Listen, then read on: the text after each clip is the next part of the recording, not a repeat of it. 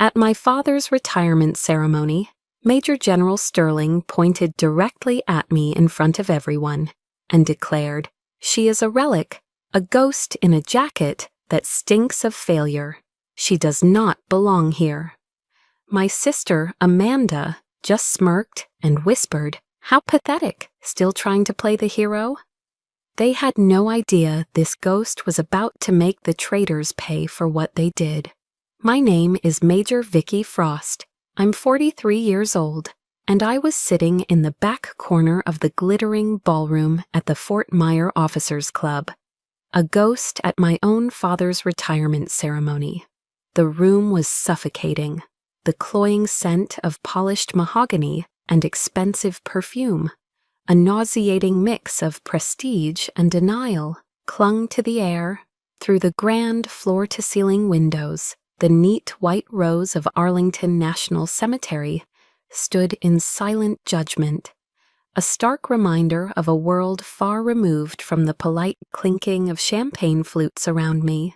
My hand, steady and calloused, tightened around a heavy-bottomed glass of Jim Beam, a soldier's bourbon, cheap and honest. It was my anchor in this sea of phonies. On the polished dais, my father, Major General Richard Sterling, stood like a living statue of self-satisfaction, his chest puffed out, his dress blues immaculate. He was the man of the hour, a titan of the Pentagon. To everyone else, he was a hero. To me, he was the architect of my ruin. My presence was a deliberate act of defiance. My old field jacket, still faintly smelling of cordite and Afghan dust, was a silent accusation against the sea of pristine uniforms. It was a piece of a past he had tried to bury. Across the room, my sister, Amanda Sterling Hayes, caught my eye. She was immaculate in a designer dress that probably cost more than my monthly pay. A smug, pitying smirk played on her lips, a look that said everything. "You don't belong here." She was right. I knew it, but I wasn't here to belong. I was here to bear witness. Then my father paused his speech. The self-congratulatory drone stopped, and a thick, expectant silence fell over the room. For a heart-stopping moment, I thought he might actually ignore me, that my silent protest would go unseen. But he did something worse. He used me. And sometimes, his voice boomed, dripping with a false, authoritative gravitas that made my stomach clench. To move forward, we must leave the relics of the past behind. His gaze, cold and sharp as a bayonet, found me in my dark corner and pinned me to the wall. He pointed, not with his finger, but with his entire being. Like my daughter, Vicky. A collective, uncomfortable rustle went through the crowd. "A ghost," he continued, his voice devoid of any warmth, "in a jacket that stinks of failure. She does not belong here." A ripple of polite, cruel laughter followed. It was the sound of Washington, D.C. closing ranks. I saw Amanda lean toward the senator's wife beside her, her whisper just loud enough for me to hear over the subsiding chuckles. So embarrassing. Mother was right when she said she was a family mistake. My heart didn't break. It was already calloused over, a mass of scar tissue from years of similar cuts. It just turned cold, the kind of cold that settles deep in your bones, steel cold. I took a slow sip of my bourbon, the burn of familiar comfort. I held his gaze, refusing to look away, refusing to give him the satisfaction of my retreat. Just as the smug silence began to settle again, the grand double doors at the back of the hall swung open with a decisive thud. The entire room turned. General David Maxwell, a 4-star living legend, strode in. He was the kind of man who didn't need to command a room. His presence simply owned it. The air crackled. Officers who had been lounging in their seats instinctively straightened their spines. Maxwell's eyes, famous for their piercing intensity, swept past my father without a flicker of recognition. They scanned the crowd, a predator searching for a specific target. And then they landed on me. His gaze dropped for a fraction of a second to my arm, where the edge of my chimera tattoo, a mythical beast of fire and shadow, was unintentionally visible below my rolled-up sleeve. A look of profound shock washed over his weathered face. The room held its breath. He took a step forward, and his voice, sharp as a razor and carrying the weight of 4 decades of command, cut through the suffocating silence. "Major Frost," he said my name, my rank. "I thought you were all KIA in the Korengal Valley." The words hit the room like a grenade. KIA, killed in action. A stunned, absolute silence descended. The polite smiles vanished from every face. My father stood frozen, his mouth agape, his carefully constructed performance shattered into a million pieces. Then something incredible happened. An old colonel in the front row, a man I'd never met, slowly rose to his feet. Then another officer and another. It started as a ripple and became a wave. Within seconds, every single uniformed officer in that ballroom was standing, their eyes fixed on me. The applause began, not the polite, political clapping from before, but a deep, rolling thunder of respect. It was the sound of soldiers honoring one of their own. They were applauding a ghost. My father looked as if he'd been struck by lightning. The color drained from his face. He had lost control, completely. And I knew, as I stood there in the echoing applause, bathed in the light of a truth he could no longer contain. This was only the beginning, Korengal. The name itself is a memory forged in dust and fire. But the betrayal didn't begin in that valley. It began 10 years earlier, under the pristine Gothic arches of West Point, on a day that smelled of freshly cut grass and ambition.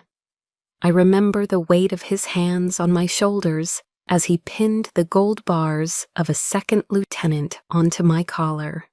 My father, his face, captured by a dozen news cameras, was a mask of immense pride. He leaned in close, his voice a low, resonant rumble, meant for the microphones and the history books. "Duty, honor, country, there is nothing more sacred, Vicky," he said, the words rolling off his tongue with practiced ease. "And remember this above all else, a soldier never leaves a comrade behind."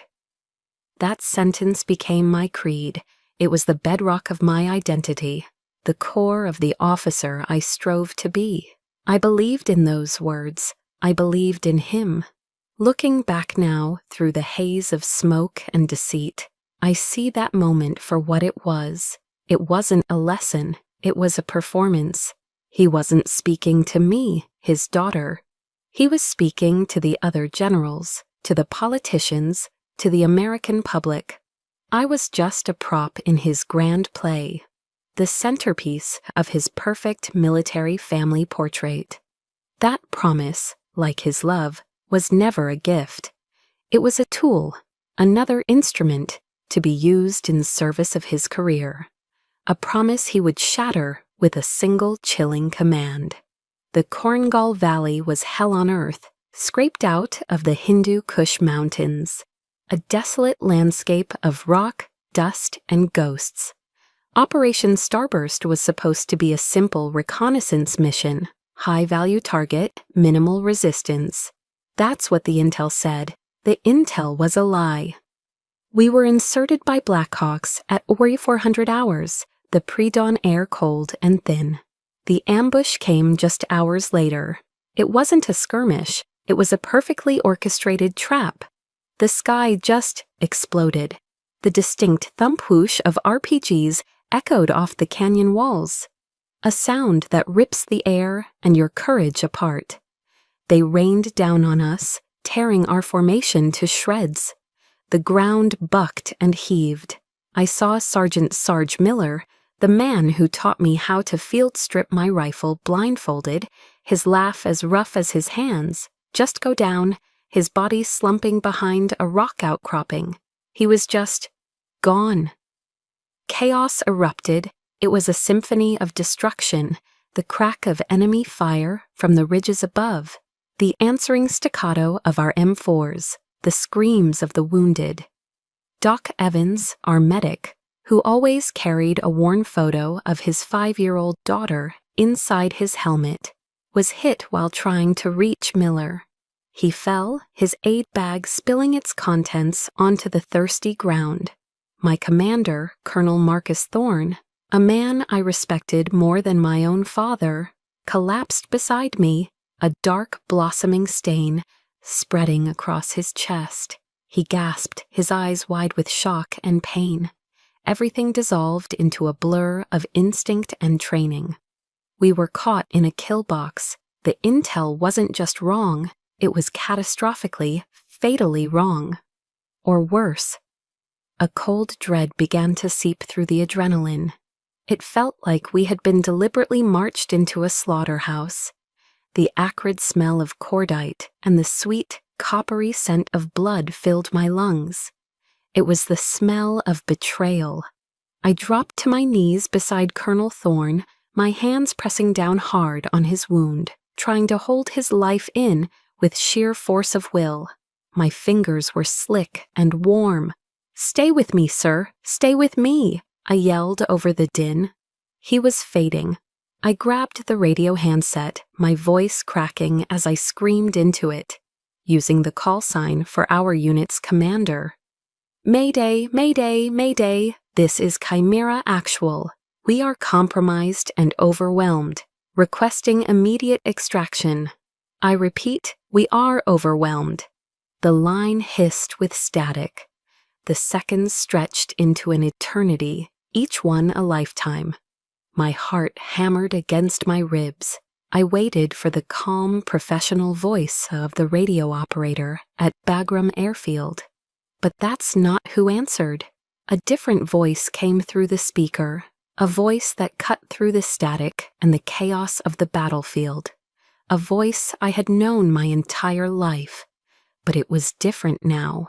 It was flat, devoid of emotion, as foreign and chilling as the wind whipping through that valley of loss.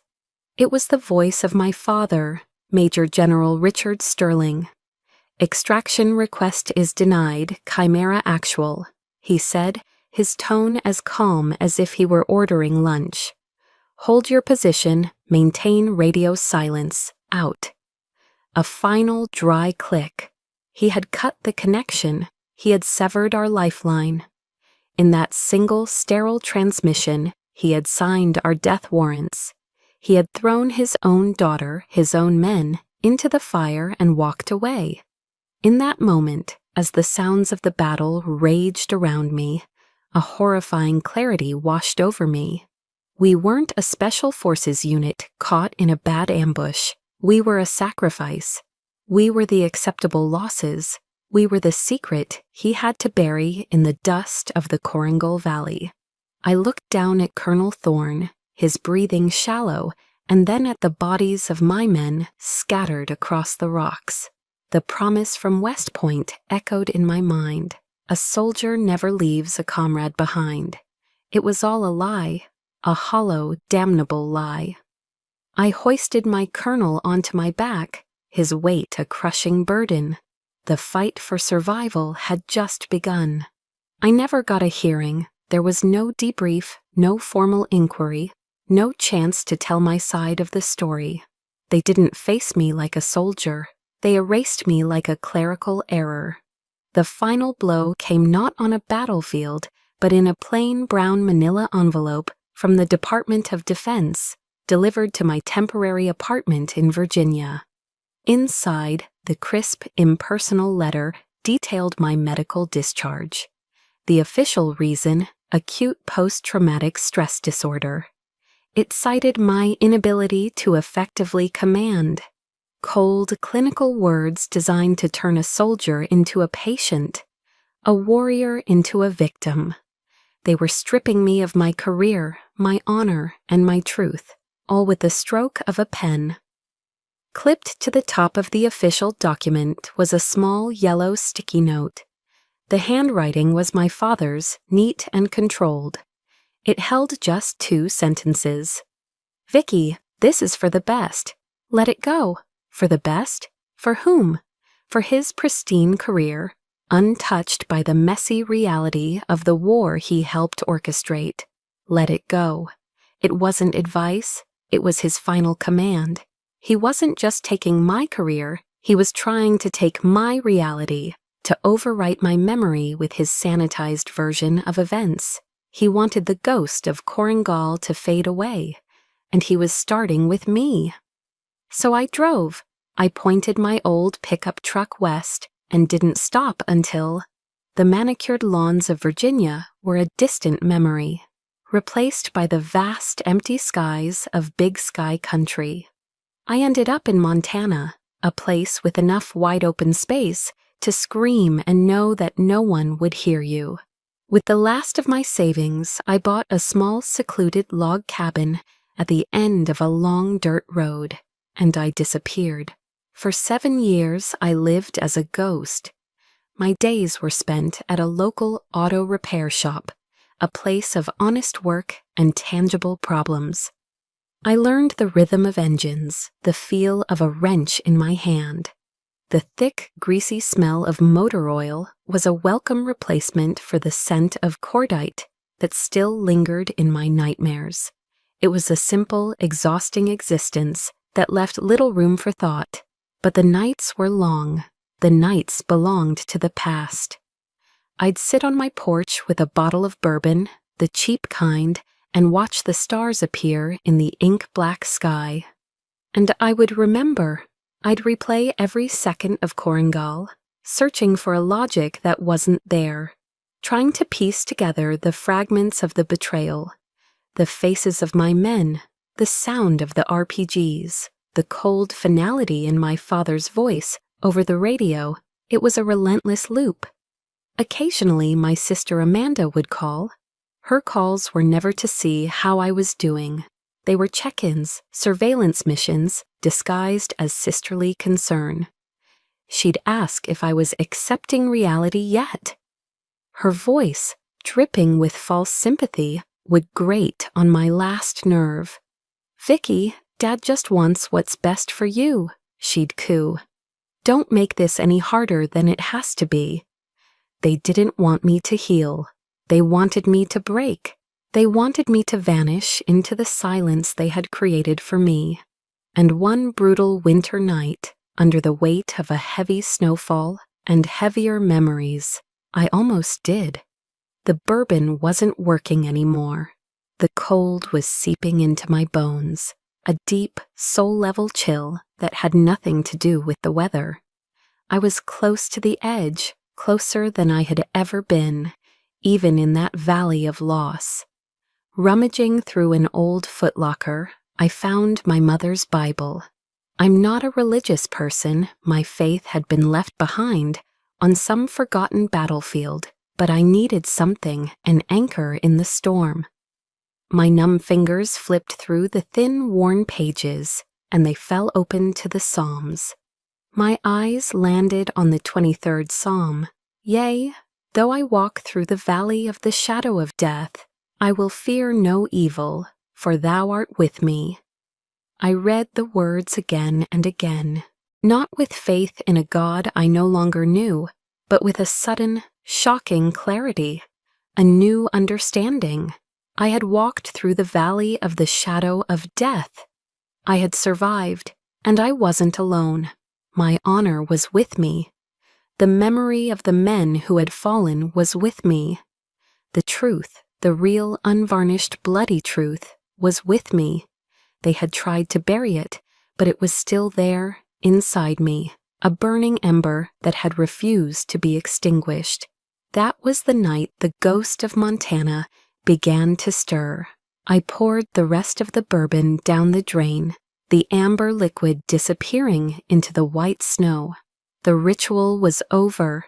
I walked back inside, the crunch of my boots the only sound in the silent world. I sat down, not on the porch, but at the old desk in the corner of my cabin. I booted up my laptop, its screen a sudden slash of light in the darkness. A new mission had begun. My war was not over. It had just gone quiet. I started my investigation the only way I knew how, by going on the offensive. My fingers flew across the keyboard, old skills returning with surprising ease. My first target, the secure medical archives of the Landstuhl Regional Medical Center in Germany.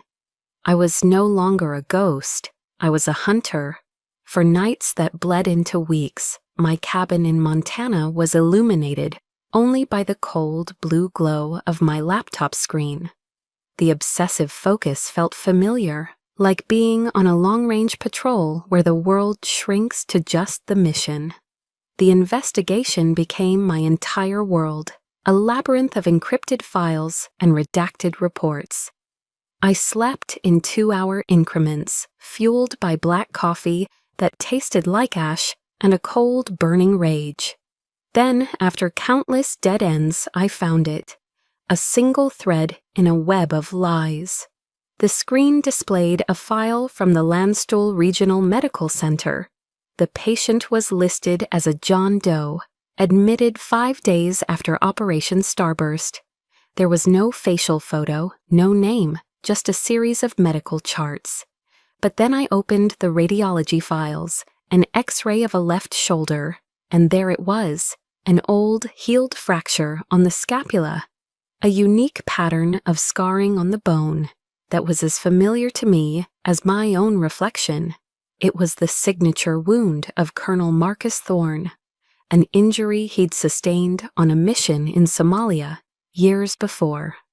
My heart hammered against my ribs, a frantic, wild drumbeat. He was alive. They lied. They hid him away, buried him under a mountain of classified paperwork, while they told the world he was gone. My father had orchestrated the entire thing. The realization didn't bring relief. It brought a glacial fury that settled deep in my soul. He hadn't just left us to be eliminated. He had twisted the truth, erased a decorated officer from existence, all to protect himself. He had made Thorne a ghost, just like me. The digital proof was one thing, but I needed human confirmation. I needed someone who was there, someone whose memory couldn't be altered or deleted. My mind immediately went to one man, Andre Cole, my first sergeant, a soldier from the tough streets of Detroit, a man as hard as flint, with an eye for detail, sharper than anyone I'd ever known. I had to admit, Cole and I were never close. I'd kept a professional distance, the classic mistake of a young commander too focused on the mission, forgetting the people who execute it. It was a cold truth I couldn't deny, a regret I'd carried with me into exile. The long, monotonous drive to Chicago gave me time to think about it. The endless miles of asphalt, a reflection of my own single-minded past. I found him running a small, gritty boxing gym in a rough neighborhood on the outskirts of the city, a place dedicated to keeping street kids out of trouble. When I walked into the gym, the air hit me like a physical blow, thick with the smell of sweat, worn leather, and raw determination. It was the smell of a fight. In the center of the room, Cole stood in the ring, his powerful frame silhouetted by the overhead lights. He was coaching a young kid, his voice a low, steady rumble of encouragement. He saw me standing by the door, and his eyes, dark and knowing, met mine. There was no surprise in his gaze, no shock, only a quiet, solemn sense of expectation. It was as if he'd known, all along, that this day would eventually come. He finished with the kid, then jerked his head toward a small, cluttered office in the corner. We sat on 2 rickety chairs, the rhythmic thud of speed bags providing a steady backbeat to our silence. "I've been waiting for you, Major," Cole finally said, his voice as steady as I remembered. "I knew how Sterling got rid of you. He did the same thing to me." My breath caught in my throat. Cole explained that he'd been forced into early retirement a year after CrownReversal. His crime? He had questioned the logic of a command decision during a debriefing. A decision that had Sterling's fingerprints all over it. "That man doesn't want soldiers," Cole said, his voice laced with a bitter, hard-earned wisdom. "He wants pawns, pieces on a chessboard he can sacrifice." I slid my laptop across the desk and showed him the X-ray. He leaned in, studying the screen for a long moment. He didn't need me to explain. He just nodded slowly, a grim understanding settling on his face. "I knew it," he breathed. "Some things just didn't add up." He stood, walked over to a battered gray metal locker, and opened it with the satisfying click of a key from the chain around his neck. From beneath a pile of old gear, he pulled out a worn black and green logbook, the kind every NCO keeps. "I don't have digital proof like you, Major," he said, placing the book on the desk between us. "But I have names." He opened it. The pages were filled with his neat, blocky handwriting. A list of every good soldier I knew who got medically discharged or pushed out for disciplinary reasons after crossing paths with Sterling, every one of them a top-tier operator. He looked up at me, his eyes burning with a righteous fire that matched my own. "We're not the only ones, Major. We're a forgotten army." Those words hung in the air, heavy with years of injustice. For the first time in 7 years, I no longer felt like a ghost. I wasn't alone. A few weeks after my meeting with Andre Cole, I was back in the quiet isolation of my Montana cabin, but the silence felt different. It was no longer the heavy, suffocating blanket of despair. It was the charged stillness of a mission being planned. Cole's list of names, the Forgotten Army, sat on my desk, a constant, tangible reminder of my new purpose.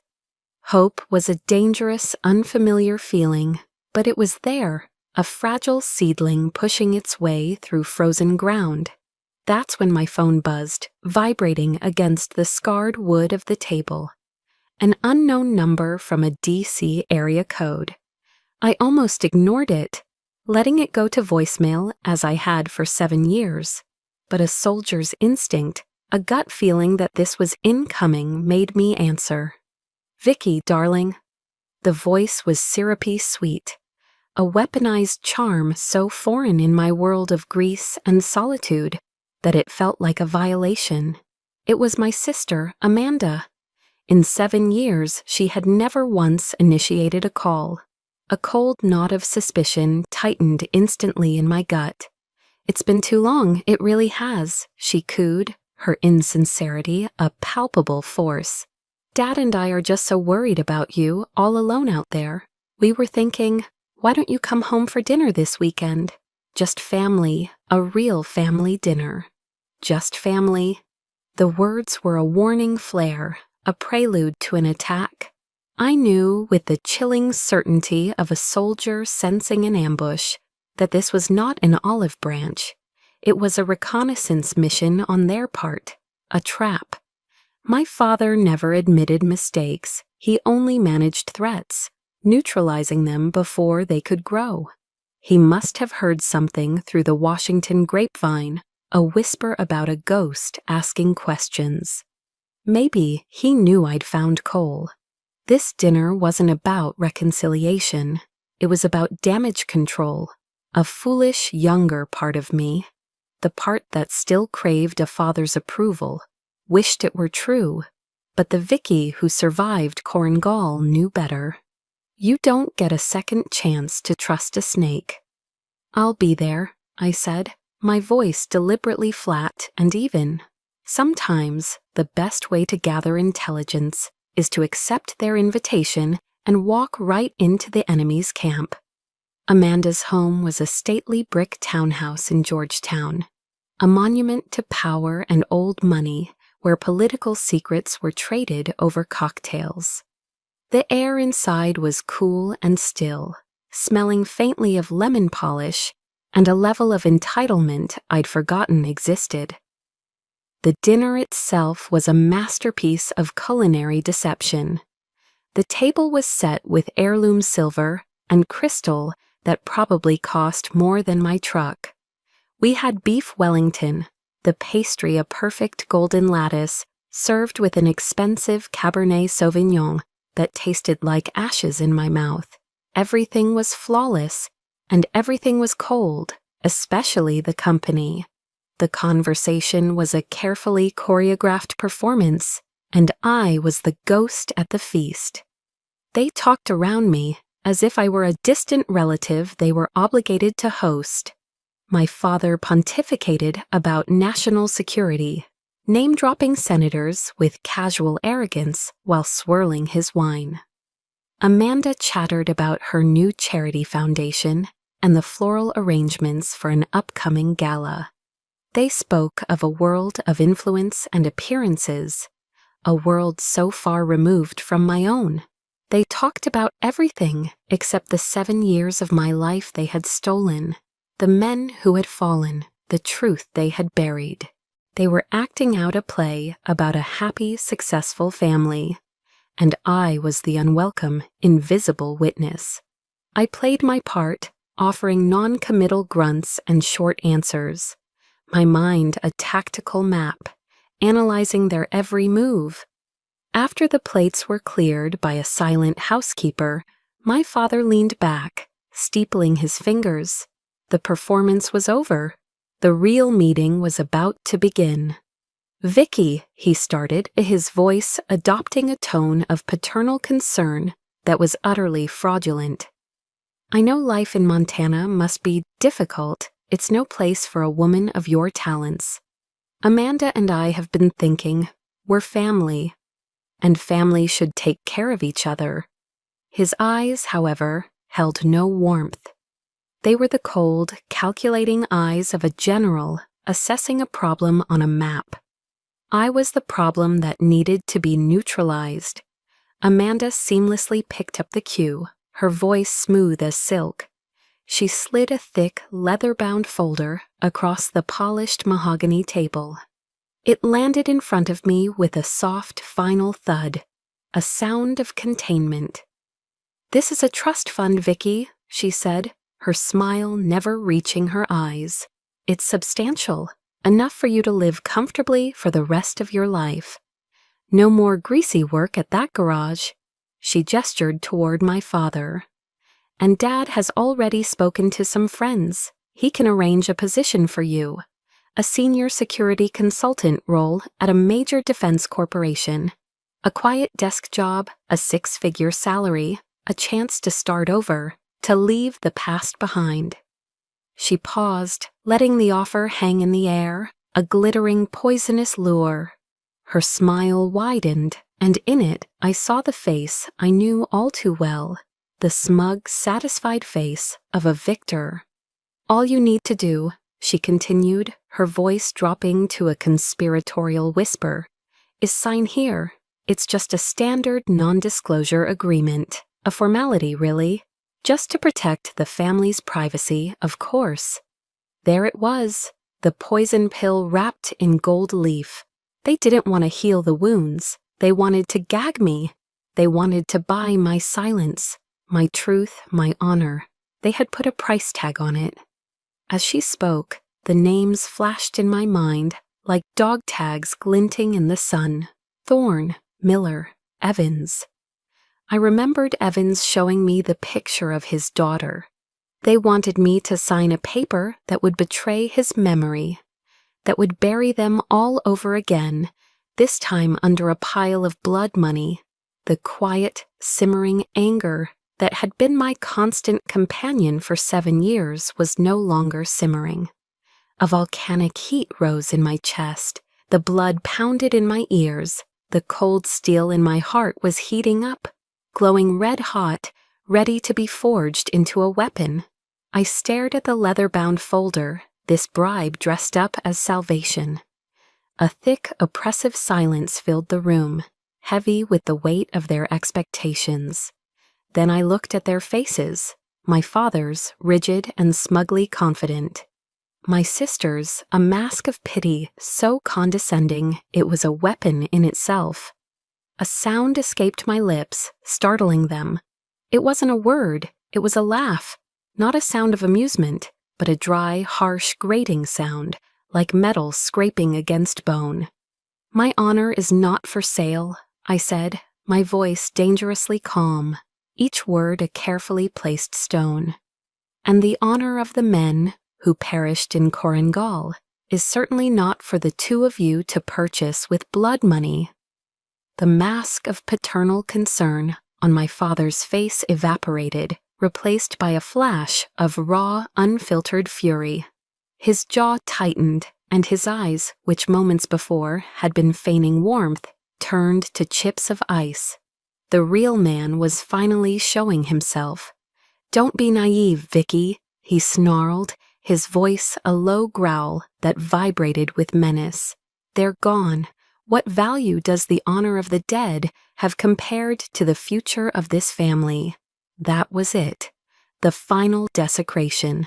The words struck me with the force of a physical blow, knocking the air from my lungs. He hadn't just betrayed the living, he now stood and spat on the graves of the dead, dismissing their ultimate sacrifice as a mere inconvenience to his ambition. The dam of my restraint, built over 7 years of silent suffering, didn't just crack, it exploded. The rage that erupted in me wasn't hot and loud, it was ice-cold and silent, a killing calm that sharpened all my senses and made the opulent room feel like a tactical grid. "Value?" I repeated, the word tasting like poison. I pushed my chair back, the legs scraping harshly against the hardwood floor, and stood. My movements were slow, deliberate, the posture of a soldier on the offensive. I met his furious gaze without flinching. "It has more value than your entire career, General. More value than every star on your shoulder and every medal on your chest. It has more value than all of Amanda's money. It's all we have left when everything else is stripped away." I raised my hand and pointed a single steady finger at him, the gesture an accusation. "You lectured me my entire life about duty, honor, country. But you, sir, know nothing of those words. You use them as a shield. You are not a soldier. You are just a politician in a uniform, a costume you wear to hide the hollow man inside." My gaze shifted to Amanda, who looked genuinely shocked that the family ghost would dare to speak back. "And you," I said, my voice cutting through her bubble of privilege, "you're worse. You know the truth, yet you stand here and choose to be his accomplice. You two deserve each other." I turned and walked toward the grand entryway, my back straight, my boots making no sound on the plush oriental rug. The silence I left behind me was more damning than any shout. I didn't look back. "This is the last time," I said, my voice ringing with the finality of a gavel strike. "The last time you will ever try to silence me. The game is over." My hand was on the heavy brass doorknob when I paused, a final thought surfacing, a piece of a better man's wisdom. I turned my head slightly. "By the way, Dad," I said, letting the word hang in the air with all its bitter irony. I still remember what General Patton said. It is better to fight for something than to live for nothing. I let the silence stretch, then delivered the final blow. I've finally found my something to fight for. Have you ever reached that point? The point of no return, where the only way forward is through the fire? That was where I was, and I will not stop. I walked out into the cool, humid DC night, leaving the wreckage of their perfect family dinner behind me. I didn't go back to my hotel.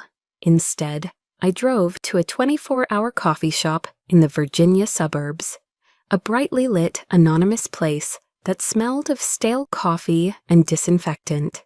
Under the humming fluorescent lights, I sat in a booth in the back, the cracked vinyl cool against my skin. I opened my laptop. The screen came to life, a beacon in the dim light. My hands were steady as I composed a short, concise email to the personal, encrypted address of General David Maxwell. I attached 2 files. The first was the X-ray of Colonel Thorne's shoulder. The second was a short but damning audio file I had uncovered from a secure server. A recording of my father and an unknown contractor discussing the necessity of keeping Thorne's survival a secret. The subject line was simple, 3 words that carried the weight of 7 years of injustice: chimera, survivor, proof. My finger hovered over the mouse for a single heartbeat. Then I clicked send. The battle had truly begun. The email to General Maxwell was a declaration of war. The moment I hit send in that sterile 24-hour coffee shop, I transitioned from a ghost haunted by the past into a hunter shaping the future. The rage from my father's dining room had cooled, solidifying into a cold, hard resolve. This was no longer just about my pain, it was about the truth. 2 days later, I received a 1-line encrypted reply: Arlington, noon, Section 60. I met General David Maxwell among the endless silent rows of white headstones at Arlington National Cemetery. Section 60 is where the fallen from Iraq and Afghanistan are laid to rest. The air here was heavy, sacred. It was a place where lies came to die. We walked without speaking for a time, the only sound the crunch of our polished shoes on the gravel path. He finally stopped and handed me a thick manila folder. The unredacted medical file for Colonel Marcus Thorne, he said, his voice a low, somber rumble. And this is what he wanted you to know. Maxwell's story filled in the gaps. After being secretly evacuated from Korengal, Thorne had recovered at Landstuhl. He chose to disappear into the civilian world, knowing that if he re-emerged, my father would use the full force of his power to crush them both, burying the truth forever. Thorne said he was too big a target to hide, Maxwell continued, his gaze fixed on a nearby headstone. He then turned to look directly at me, his eyes filled with a weary respect. But you, Major, he said you were small enough to slip through the cracks and sharp enough to strike. His exact words were, "She will be the one to ignite the flame of truth." Maxwell looked away, a deep sense of regret in his posture. "I've been ashamed of my silence for 7 years, Major. When the time comes, I will serve as a witness." Thorne's words, delivered by this living legend, became my new mission directive. It wasn't about revenge anymore. It was about fulfilling my commander's last wish. I flew back to Montana with a renewed razor-sharp focus. I had the what. I needed the why. I needed the final, undeniable piece of evidence. I dove back into the digital ether, my mind replaying every detail of the Korengal timeline. I remembered a fragment of intelligence, a logistical anomaly I'd dismissed at the time. A last-minute diversion of a shipment of sensitive medical equipment out of Bagram Airfield. On the same day, Thorne vanished from the official records. It was a loose thread. I started pulling. For days, I lived on coffee and adrenaline, my fingers flying across the keyboard. My training in signals intelligence, skills I thought I'd left behind in the dust of Afghanistan, came flooding back. I followed the digital breadcrumbs from a military server in Bagram through a series of shell corporations to a heavily encrypted server belonging to a private military contractor with deep ties to the Pentagon and to my father. It was a digital fortress but I found a crack, and inside I found it, the silver bullet. It was an audio file, a recording of a secure phone call. I heard my father's voice, calm and controlled. The other voice was unfamiliar, a civilian. "If she finds out Thorne is alive, she'll start digging," my father said. The other man asked, "Are you sure she won't be a problem?" And then came the words that ripped the last of my old wounds wide open. My father let out a short, dismissive laugh. "Vicky, she's too sentimental, too much like her mother. She'll never understand the hard decisions men have to make. I built this career from nothing. I'm not about to let my own daughter tear it down." He didn't see me as a soldier. He saw me as a sentimental fool, an emotional liability, a pale imitation of my mother. That recording wasn't just proof of a cover-up. It was the unfiltered truth of how he saw me. It was the weapon I needed. I called Andre Cole.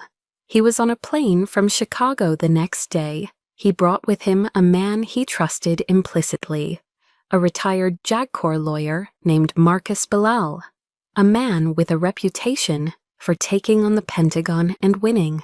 For 72 straight hours, the three of us worked out of the basement of my cabin, which we turned into a war room.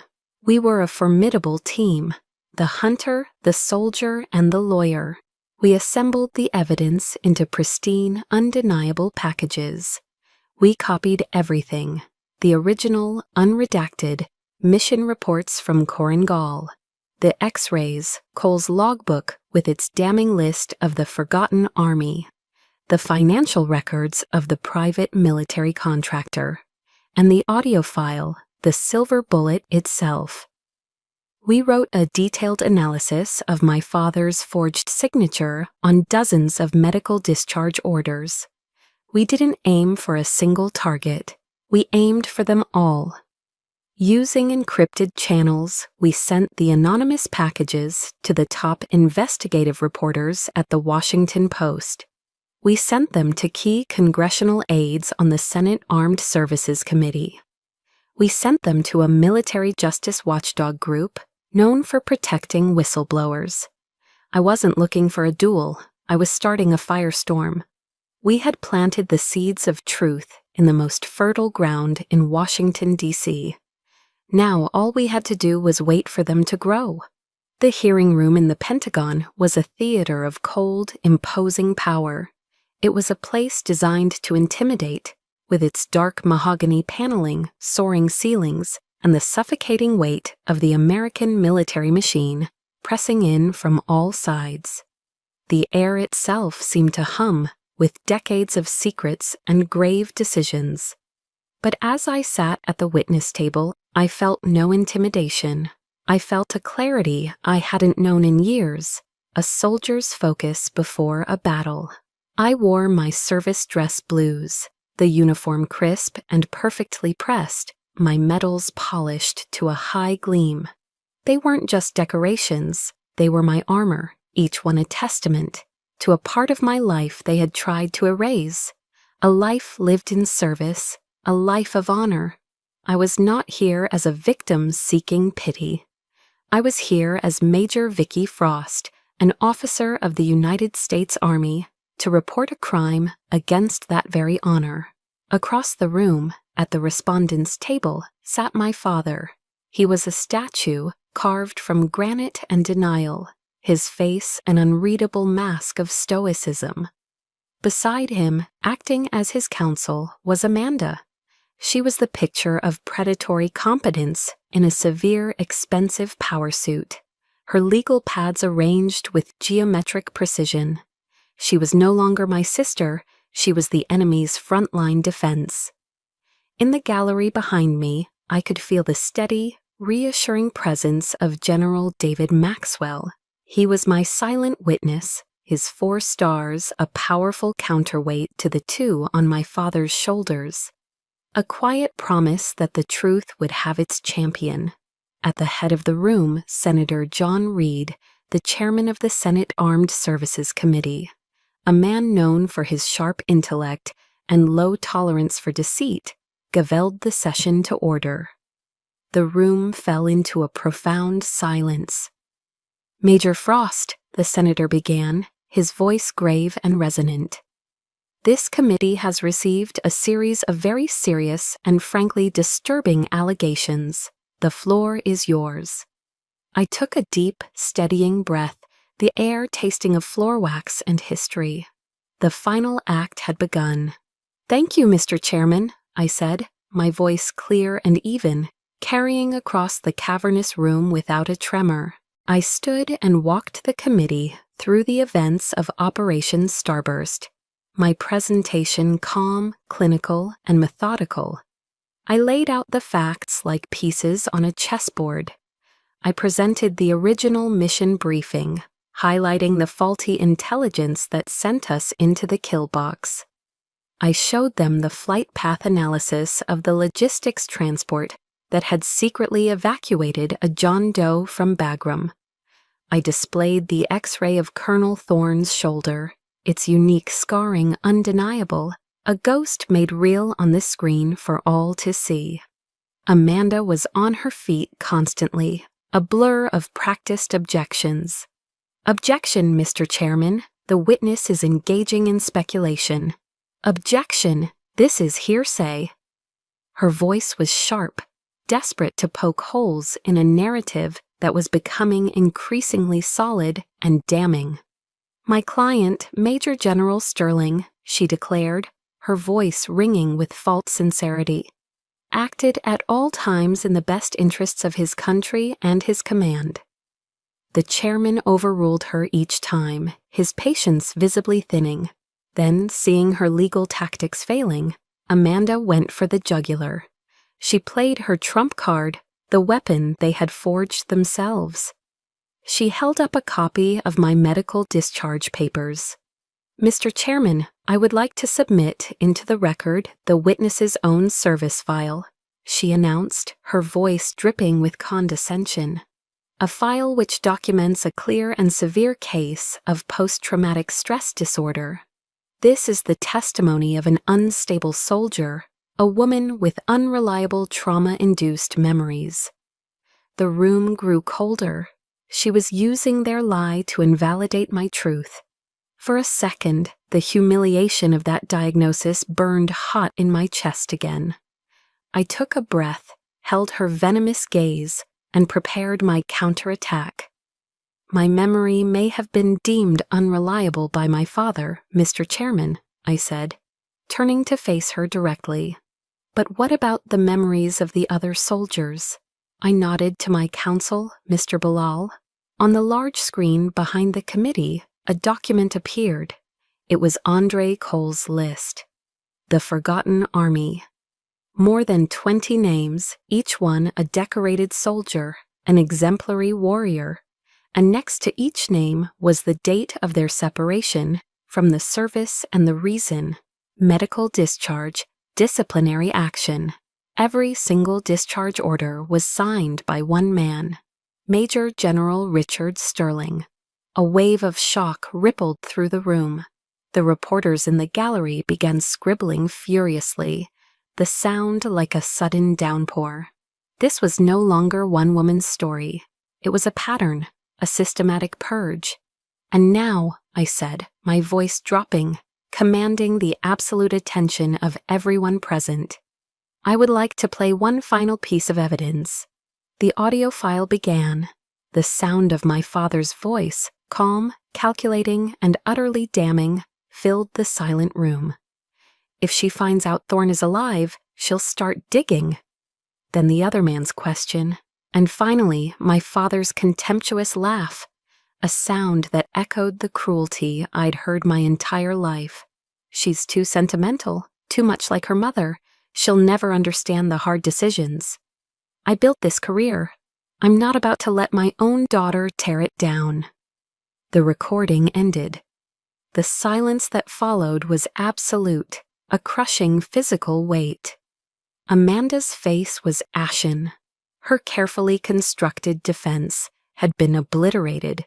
There was nothing left for her to say. Every eye in the room, including the television cameras broadcasting the hearing live across the nation, turned to Major General Richard Sterling. He didn't move. He sat perfectly still, staring into the middle distance, his face a blank canvas. The titan of the Pentagon, the master strategist, had been outmaneuvered. He was defeated. Then, in the profound silence, he did something more eloquent than any confession. He slowly reached into the breast pocket of his immaculate uniform and withdrew a black Mont Blanc fountain pen, a symbol of his power and prestige. With a steady hand, he unscrewed the heavy gold cap. He leaned forward, and he drew a single thick black line through his own name on the brass nameplate that sat before him. Major General Richard Sterling. It was a deliberate act of self-erasure, a surrender. In that one silent motion, he had single-handedly destroyed the legacy he had sacrificed everything and everyone to build. The aftermath of the hearing was not a victory parade. It was a media firestorm.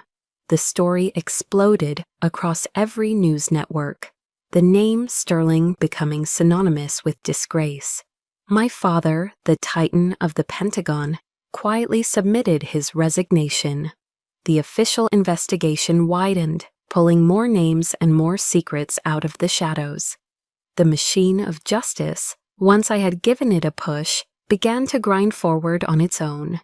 But I felt no triumph. In the quiet of my Montana cabin, with the vast, indifferent mountains as my only witnesses, the adrenaline of the fight drained away, leaving a profound emptiness in its wake. The war was over, but the silence of the battlefield was deafening. I had won, but what had I lost? A few days later, an email from Amanda appeared in my inbox. The subject line was simply family. There was no apology. There was only the bitter, venomous rage of a princess whose castle had been stormed. "Are you happy now, Vicky?" she wrote. "You've destroyed everything. You've destroyed this family. You've destroyed Dad's legacy. All for your selfish need to be a hero." I read the words, each one a poisoned dart, and felt nothing. Just a quiet finality. Her blindness was absolute. She couldn't see, would never see, that I hadn't destroyed our family. I had simply held a light up to the rot that had been festering in the dark for decades. Our family had been a casualty of my father's ambition long before I ever stepped into that hearing room.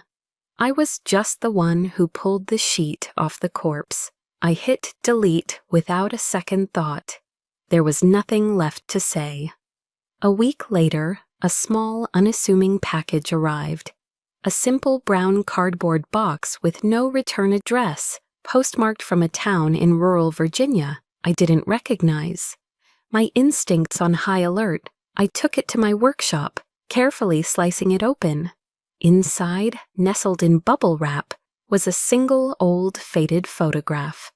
It was a picture of two young men in desert camouflage, their arms slung around each other's shoulders, grinning under a harsh foreign sun.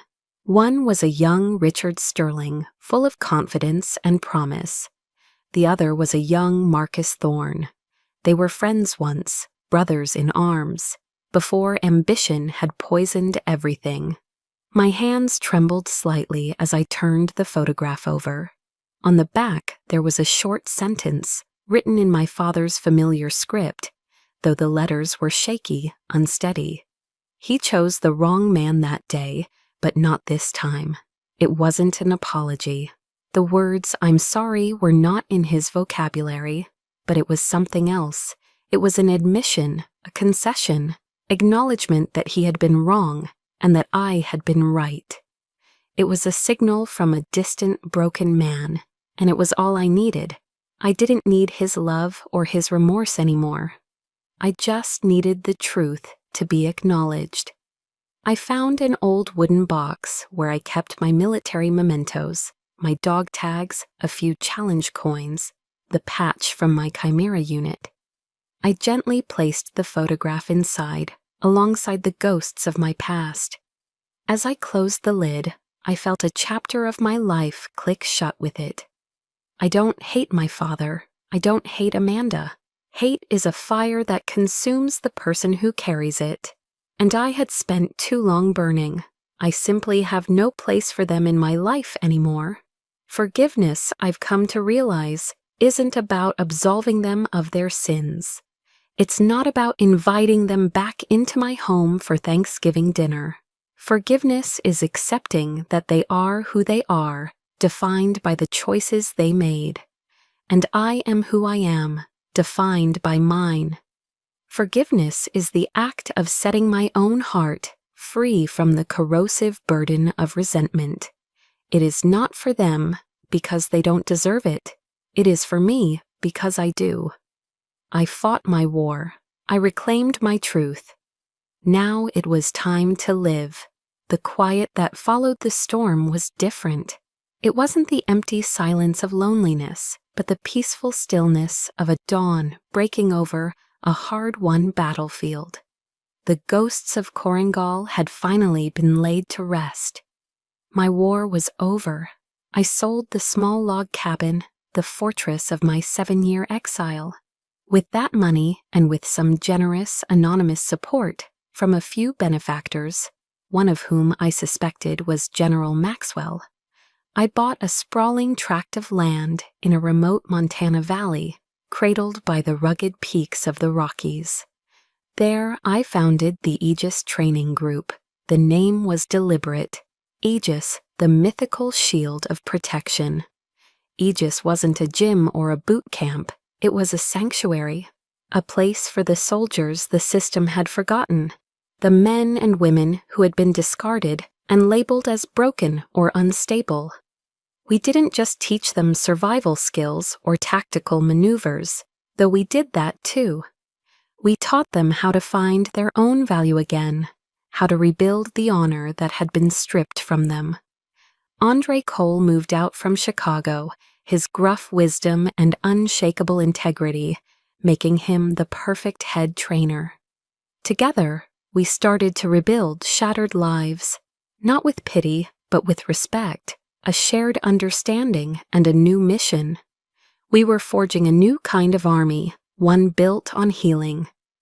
A few months after we opened, as the aspens in the valley were beginning to turn a brilliant gold, a dusty old pickup truck rumbled up our long driveway. A young woman, no older than 18, stepped out. She had a nervous energy about her, but her eyes were a perfect, startling reflection of a man I once knew. "Are you Major Frost?" she asked, her voice a little shaky. "I am," I said, my heart giving a sudden, painful lurch. "I'm Sarah," she said. "Sarah Thorne?" The world seemed to stop for a beat. She was the image of her father. She held out a small sealed envelope. My hands trembled as I took it. Inside, I found the dog tags of Colonel Marcus Thorne, still intact, cool against my skin. "My dad, he told me to come here," Sarah said, her voice thick with emotion. "He said if I ever wanted to learn what real courage looks like, I should come find you." She looked up at me, and in her eyes I saw not just grief, but a flicker of hope. "He also asked me to tell you something. He said he misses you." The tears I had held back for 7 years, through the loneliness, the rage, and the fight, finally fell. They weren't tears of sadness, but of gratitude, of a circle finally being closed. That evening, I sat before the crackling fire in the main lodge of Aegis, Thorne's dog tags cool and heavy in my hand. I finally understood. A legacy isn't your name carved onto a marble monument in Washington. My father had chased that kind of immortality, and it had turned to dust. A true legacy is the memory you leave in the hearts of those you fought alongside. It's the flame of hope you pass on to the next generation. It's the quiet impact you have on another person's life. I opened my laptop. The blank white screen glowed in the firelight. And I began to write. I wrote my story, the story of Chimera, of Thorn, of Cole, of Miller and Evans, of all the forgotten soldiers whose names had been erased. My final message wasn't for the powerful men in the Pentagon. It was for the soldiers still living in the shadows, the ones who had been told they were broken. Write your name in ink, I typed. Write it not to prove them wrong, but so that you are never forgotten. Let them read what they tried to erase. Let them see the truth you kept alive. I started writing that night, not just for my fallen comrades, but for myself. My story is now written in ink, a permanent record of the truth. But as I write, I know I'm not the only one. Perhaps my journey reminds you of your own.